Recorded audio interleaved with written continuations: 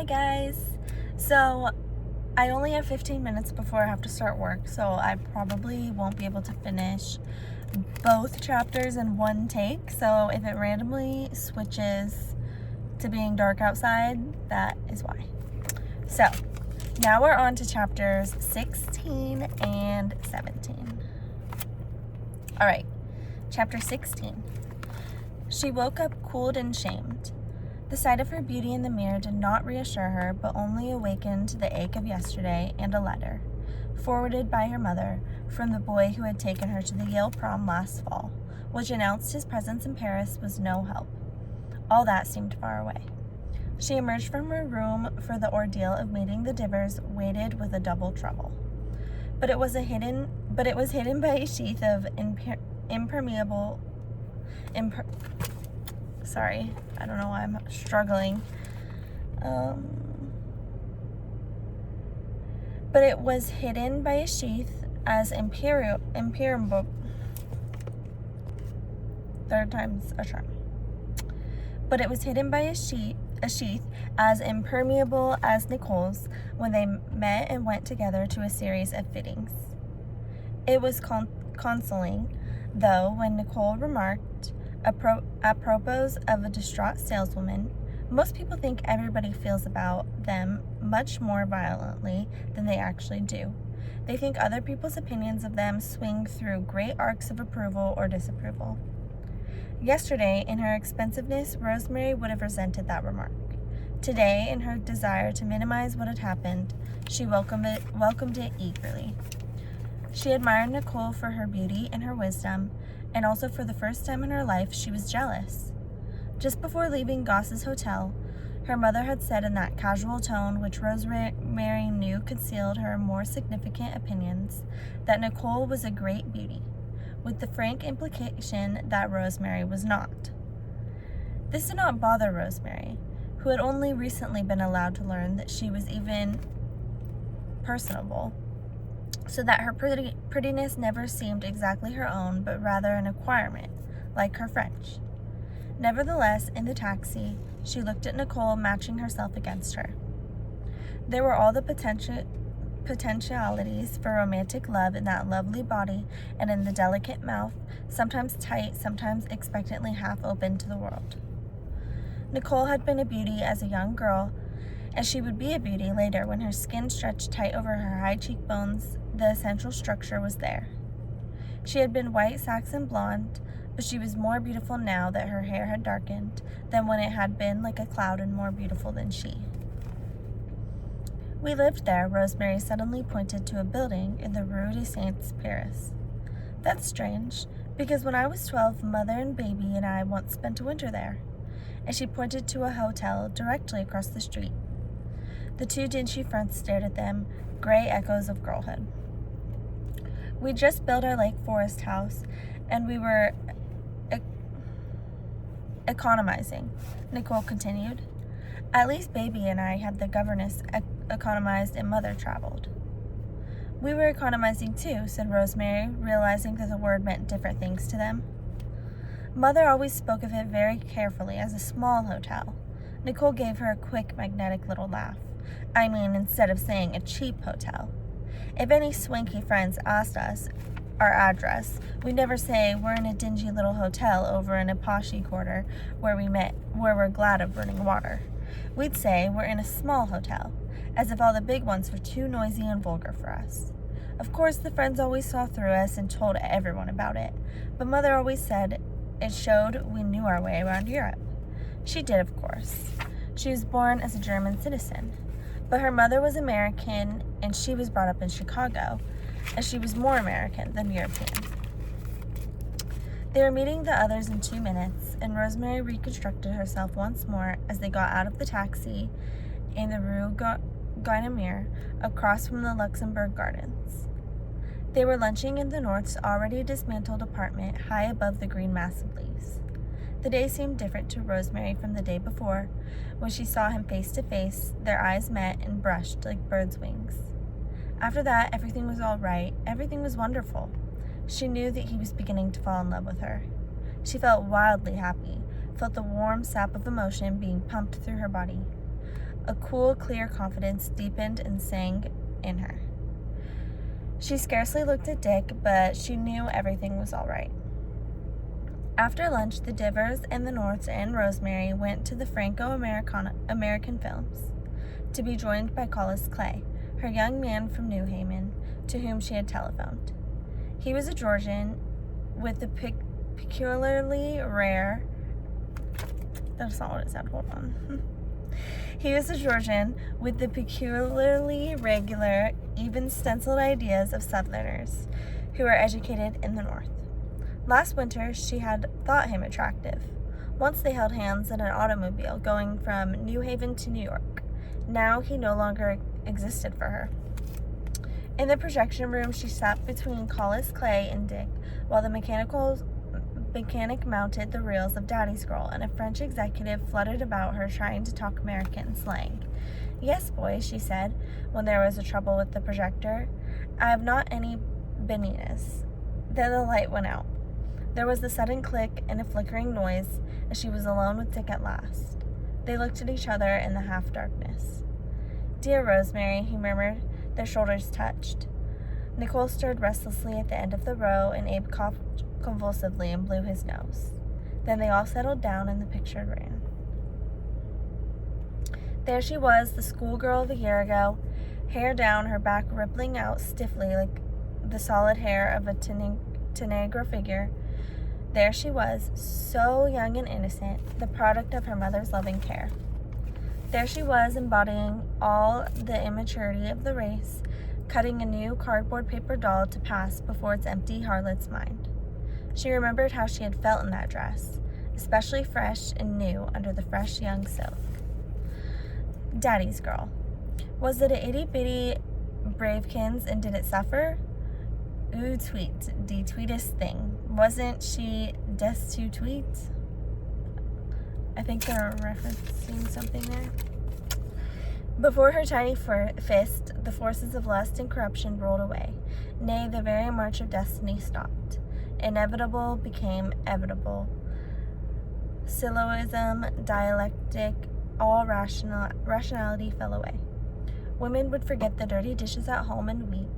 Even within the picture, one woman wept so long that she almost stole the film away from Rosemary. She wept all over a set that cost a fortune, and a Duncan Fife dining room, and an aviation port, and during a yacht race that was only used in 2 flashes, in a subway, and finally in a bathroom. But Rosemary triumphed. Her fineness of a character, her courage and steadfastness intruded upon by the vulgarity of the world.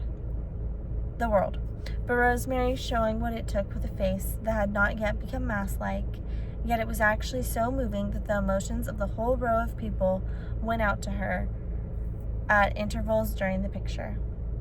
There was a break once, and the light went on and off, and after the chatter of applause, Dick said to her sincerely, "I'm simply astounded. You're going to be one of the best actresses on the stage." Then back to Daddy's Girl.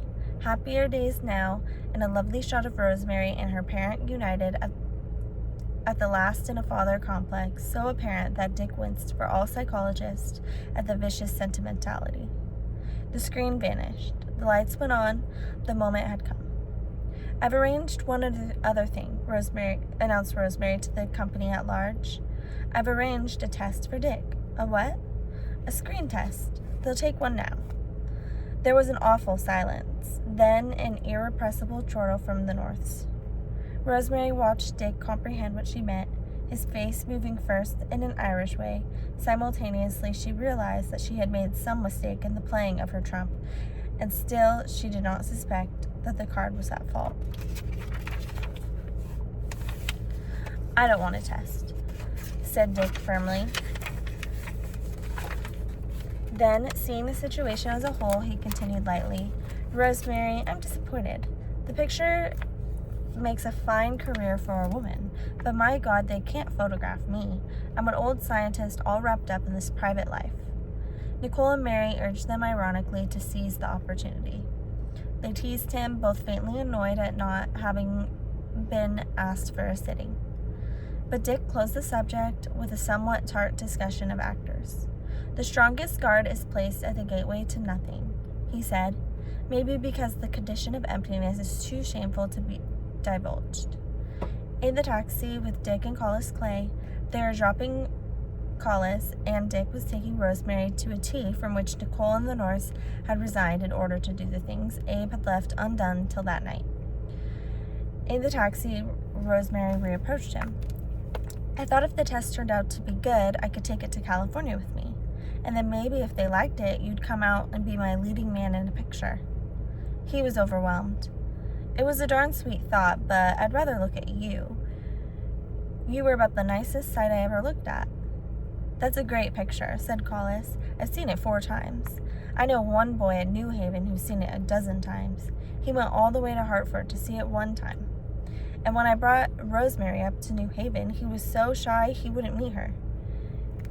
Can you beat that? This little girl knocks him cold. Dick and Rosemary looked at each other, wanting to be alone, but Collis failed to understand. I'll drop you where you're going, he suggested. I'm staying at the Lutetia. We'll drop you, said Dick. It'll be easier for me to drop you. No trouble at all. I think it will be better if we dropped you off. But, began Collis, he grasped the situation at last and began discussing with Rosemary when he would see her again. Finally, he was gone, with the shadow of unimportance but the offensive bulk of the third party. The car stopped unexpectedly, unsatisfactorily, at the address Dick had given. He drew a long breath. Shall we go in? I don't care, Rosemary said. I'll do anything you want. He considered. I almost have to go in. She wants to buy some pictures from a friend of mine who needs the money. Rosemary smoothed the brief, expressive disarray from her hair. We'll just stay 5 minutes, he decided. You're not going to like these people. She assumed that they were dull and stereotyped people, or gross and drunken people, or tiresome, insistent people, or any of the sort of people that the Divers avoided. She was entirely unprepared for the impression that the scene made on her. Chapter 17. It was a house hewn from the frame of a Cardinal de Retz's palace in the Rue Monsieur, but once inside the door there was nothing of the past, nor of the present, that Rosemary knew. The outer shell, the masonry, seemed rather to enclose the future, so that it was an electric-like shock, a definitive nervous experience, perverted as a breakfast of oatmeal and hashish, to cross that threshold, if it could be so called, into the long hall of a blue steel silver gilt and the myriad facets of many oddly beveled mirrors. The effect was unlike that of any part of the decorative arts exhibition, for there were people in it, not in front of it. Rosemary had the detached, false, and exalted feeling of being on a set, and she guessed that everyone else present had that feeling too. There were about 30 people, mostly women, and all fashioned by Louisa M. Laclotte or Madame de Ségur, and they functioned on this set as cautiously, as precisely, as does a human hand picking up jagged, broken glass. Neither individually nor as a crowd could they be said to dominate the environment, as one comes to dominate a work of art he may possess. No matter how historic, no one knew what this room meant because it was evolving into something else, becoming everything a room was not. To exist in it was as difficult as walking on a highly polished moving stairway.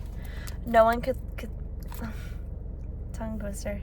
No one could succeed at all, save with the aforementioned qualities of a hand moving among broken glass, which qualities limited and defined the majority of those present. These were of 2 sorts. There were the Americans and English, who had been dissipating all spring and summer, so that now everything they did had a purely nervous inspiration.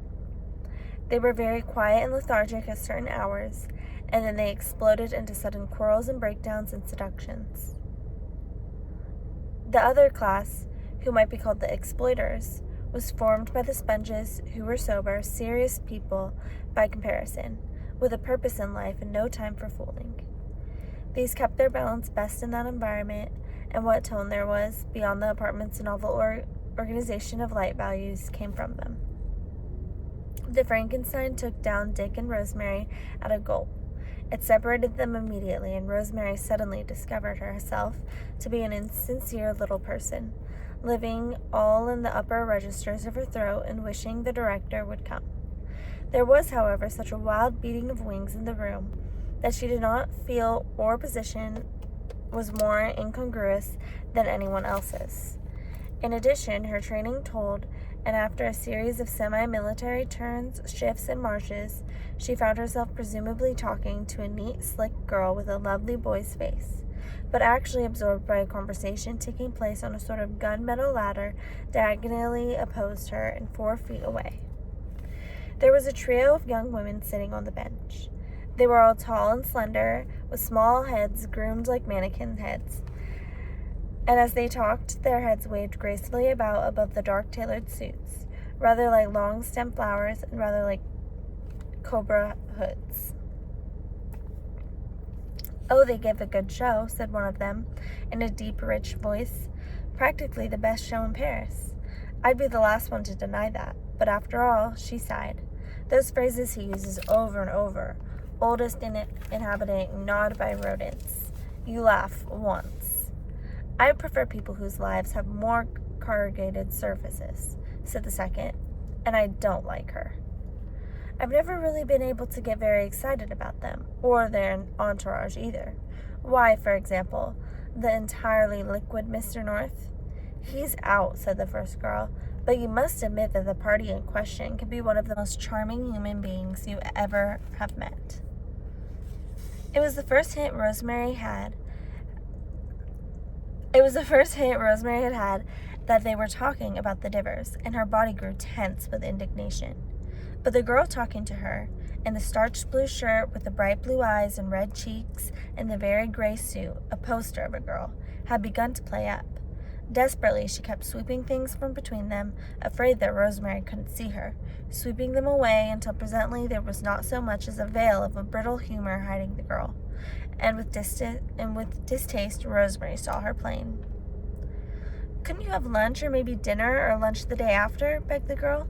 Rosemary looked about for Dick, finding him with the hostess to whom he had been talking since they came in. Their eyes met, and he nodded slightly, and simultaneously the 3 Cobra women noticed her. Their long necks darted toward her, and they fixed finely critical glances upon her. She looked back at them defiantly, acknowledging that she had heard what they had said. Then she threw off her exigent vis-a-vis with a polite but clipped parting that she had just learned from Dick, and went over to join them. The hostess, she was another tall, rich American girl, promenading insouciantly upon the national prosperity, was asking Dick innumerable questions about Goss's hotel, whether she evidently wanted to come, and battering persistently against her reluctance. Rosemary's presence reminded her that she had been recalcitrant as a hostess, and glancing about, she said, "Have you met anyone amusing? Have you met Mr. Her eyes groped for a male who might interest Rosemary, but Dick said they must go.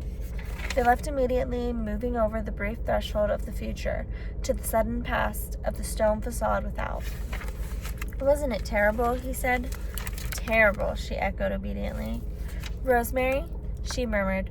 "What?" in an odd voice. "I feel terribly about this." She was shaken with audibly painful sobs. "Have you got a handkerchief?" she faltered, but there was little time to cry. And lovers now, they fell ravenously on the quick seconds, while outside the taxi window the green and cream twilight faded, and the fire-red gas-blue ghost-green signs began to shine smokily through the tranquil rain. It was nearly 6, the streets were in movement, the bistros gleamed, the Place de la Concorde moved by in a pink majesty as the cab turned north. They looked at each other at last, murmuring names that were a spell. Softly, the 2 names lingered on the air, died away more slowly than other words, other names, slowly than music in the mind. "I don't know what came over me last night," Rosemary said. "That glass of champagne? I've never done anything like that before." "You simply said you loved me." "I do love you. I can't change that." It was time for Rosemary to cry, so she cried a little in her handkerchief. "I'm afraid I'm in love with you," said Dick. "And that's not the best thing that could happen." Again the names, then he lurched together as if the taxi had swung them. Her breasts crushed flat against him. Her mouth was all new and warm, owned in common. They stopped thinking with an almost painful relief, stopped seeing. They only breathed and sought each other. They were both in the gray, gentle world of a mild hangover, fatigue, when the nerves relax in bunches like piano strings and crackle suddenly like wicker chairs. Nerves so raw and tender must surely join other nerves, lips to lips, breast to breast. They were still in the happier stage of love. They were full of brave illusion about each other, tremendous illusions, so that the communication of self with self seemed to be on a plane where no other human relations mattered. They both seemed to have arrived there with an extraordinary innocence, as though a series of pure accidents had driven them together. So many accidents that at last they were forced to conclude that they were for each other. They had arrived with clean hands, or so it seemed, after no traffic, with the merely curious and clandestine. But for Dick, that portion of the road was short. The turning came before they reached the hotel. "There's nothing to do about it," he said, with a feeling of panic. "I'm in love with you, but it doesn't change what I said last night." "That doesn't matter now. I just wanted to make you love me. If you love me, everything's all right." "Unfortunately, I do. But Nicole mustn't know. She mustn't suspect even faintly. Nicole and I have got to go on together, in a way that's more important than just wanting to go on. Kiss me once more." He kissed her, but momentarily he had left her. "Nicole mustn't suffer. She loves me and I love her. You understand that." She did understand. It was the sort of thing she understood well, not hurting people. She knew the Divers loved each other because it had been her primary assumption. She had thought, however, that it was a rather cooled relation, and actually rather like the love of herself and her mother. When people have so much for outsiders, didn't it indicate a lack of inner intensity? "And I mean love," he said, guessing her thoughts. "Active love. It's more complicated than I can tell you. It was responsible for that crazy duel." "How did you know about the duel? I thought we were to keep it from you." "Do you think Abe can keep a secret?" He spoke with incisive irony. "Tell a secret over the radio, publish it in a tabloid, but never tell it to a man who drinks more than 3 or 4 times a day." She laughed in agreement, staying close to him. "So you understand my relation with Nicole are complicated.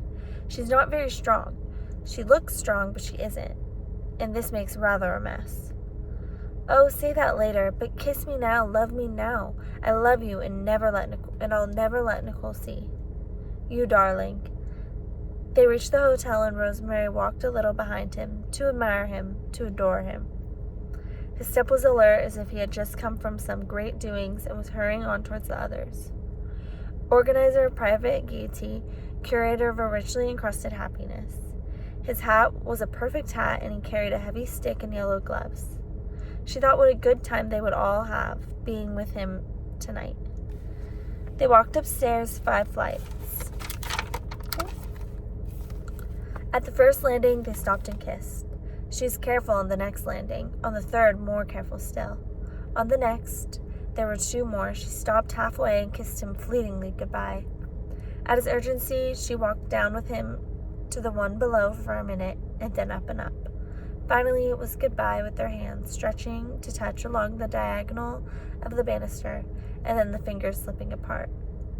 Dick went back downstairs to make some arrangements for the evening. Rosemary ran to her room and wrote a letter to her mother. She was conscience-stricken because she did not miss her mother at all. So that's T. So it's official. He's a cheater. A little foreshadowing when he said that his wife's Nicole's not strong, which she is strong. Just a little spoiler. But it does foreshadow a lot about how he thinks about her. So yeah, if you're feeling what I'm feeling, you're probably pretty annoyed right now by the plot because, like, you're literally cheating on your wife and like with this random girl. But I guess we'll find out what happens in the next chapter. So bye guys.